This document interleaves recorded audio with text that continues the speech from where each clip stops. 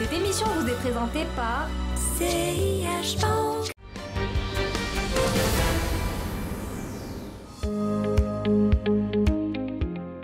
Maroc Télécom souhaite réviser son mode de gouvernance en vigueur depuis sa privatisation. Fini l'organisation en directoire et conseil de surveillance, place au conseil d'administration. Quelles sont les différences entre ces deux dispositifs et pourquoi ce changement? Nous avons posé la question à Omar Amin, expert en gouvernance d'entreprise dont la mission quotidienne est d'accompagner les sociétés qui font appel public à l'épargne, notamment sur ces sujets de gouvernance.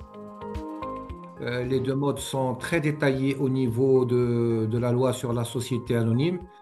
Il y a des chapitres très bien détaillés par rapport à la SA, ce qu'on appelle de type moniste, ça veut dire avec un conseil d'administration, un directeur général ou président directeur général. Et la SA, modèle dualiste, qui est inspiré du droit allemand, qui comprend directoire et conseil de surveillance. Et dans beaucoup d'articles au niveau de la loi, il y a effectivement des zones où on peut se retrouver dans des interprétations qui peuvent porter à confusion. Surtout que les investisseurs étrangers sont beaucoup plus habitués à un modèle donc, de fonctionnement de SA à conseil d'administration, avec un board, avec un non-executive chairman, avec un CEO, etc. Donc, deuxième élément, c'est qu'au niveau de, si on prend les sociétés faisant appel public à l'épargne, on a à peu près la majorité qui sont dans la structure conseil d'administration. D'accord? Donc, on est à peu près à 80%. Donc, le fonctionnement à conseil de surveillance directoire est un fonctionnement aujourd'hui qui est limité. On le retrouve souvent dans le secteur bancaire et j'expliquerai après pourquoi il est adapté. Et on le retrouve dans quelques sociétés où il y avait la présence soit de l'État, soit de fonds souverains. On le retrouvait avant au niveau de Marsa Maroc, donc il y a eu une modification récente pour revenir au conseil d'administration. Et on le retrouve au niveau de TAQA, d'un certain nombre de sociétés, etc. Et maintenant, donc l'actualité qui est Maroc Télécom. Sur le plan opérationnel, ce nouveau modèle permet une prise de décision plus efficace chez Maroc Télécom, comme nous l'explique notre expert. La décision de changer d'une structure à une autre est réellement dictée par un souci d'efficacité, un objectif de centralisation du pouvoir et un souci d'efficacité au niveau de la décision. Aussi simple que ça, parce que la structure directoire conseil de surveillance, il y a énormément de va-et-vient entre les deux étages. Il y a une mission de surveillance permanente au niveau du conseil de surveillance. Il y a des réunions trimestrielles. C'est extrêmement formalisé et des fois extrêmement lourd pour des structures qui, peut-être, dans leur trajectoire, cherchent un peu d'agilité. Tout ce qu'on sait pour l'instant, pour ne pas spéculer sur des choses qu'on ne connaît pas, dans tous les cas, on aura la communication, c'est qu'on passe d'un mode de directoire donc à directoire conseil de surveillance, à un mode de conseil d'administration. Donc par défaut, si on passe au conseil d'administration, on est dans la fonction de PDG.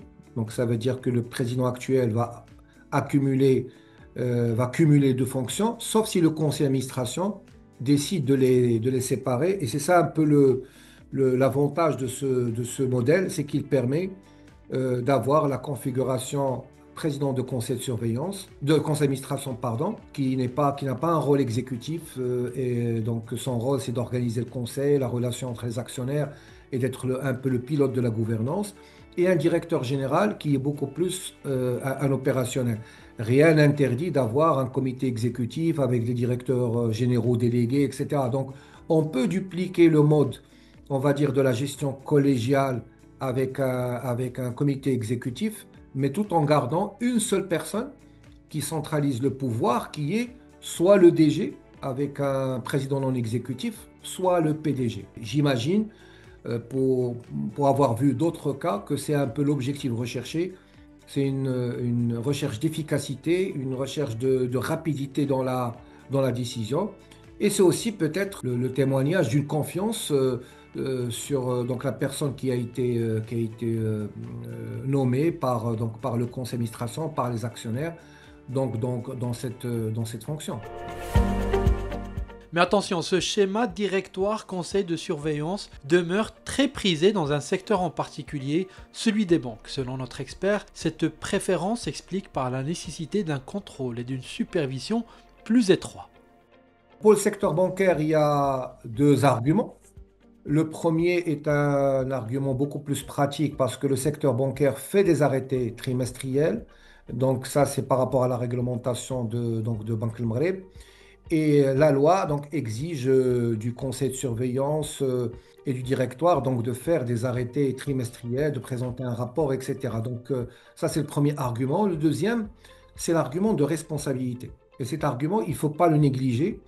Parce qu'au niveau par exemple, de la loi sur la SA, quand on examine tout le chapitre sur la responsabilité civile et pénale des dirigeants, dans cette définition de dirigeants, on trouve les administrateurs, on trouve le directoire et on ne trouve pas le conseil de surveillance. Donc, les membres du conseil de surveillance ont un traitement particulier par rapport à l'aspect responsabilité.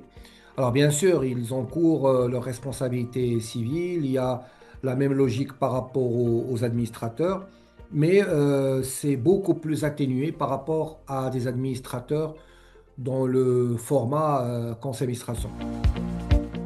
La transformation de la gouvernance de Maroc Télécom sera soumise au vote des actionnaires lors de l'Assemblée générale mixte du 18 juin 2025. À suivre donc.